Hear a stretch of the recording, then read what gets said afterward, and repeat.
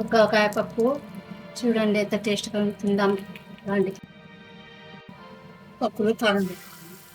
మునగాకు తీసుకుంటున్నాము. మునగాకు పప్పుకు ఇప్పుడు గిల్లుకుంటామండి. ఇది మొత్తము ఇలా గిల్లుకోవాలండి. ఫ్రెష్గా ఇలా గిల్లుకోవాలి. గిల్లుకొని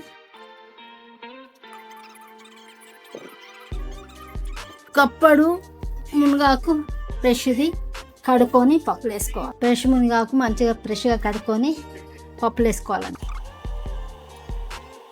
ఫ్రెష్ మునగాకు వేసుకుంటుందండి. మునగాకు లేకపోతే పొడి మునగాకు పొడి తెచ్చి వేసుకోవచ్చండి. కొంచెం ఉల్లిగడ్డ, 1/2 చెంచా పసుపు, కరివేపాకండి, మిరపకాయలు, 2-3 పచ్చిమిరపకాయలు వేసుకున్నాం కాబట్టి 1/2 చెంచా కారం.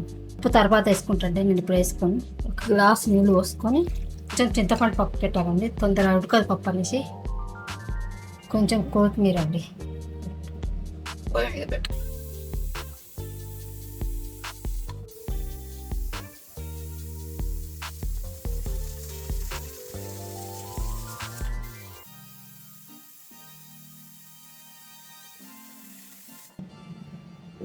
నేను తగినంత ఉప్పు వేసుకుని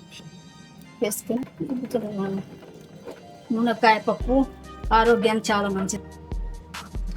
చూసుకోండి మునక్కాయ పప్పు ఎంత టేస్ట్గా ఉంటుందో, ఎంత రుచిగా ఉంటుంది. పప్పులు తాగండి.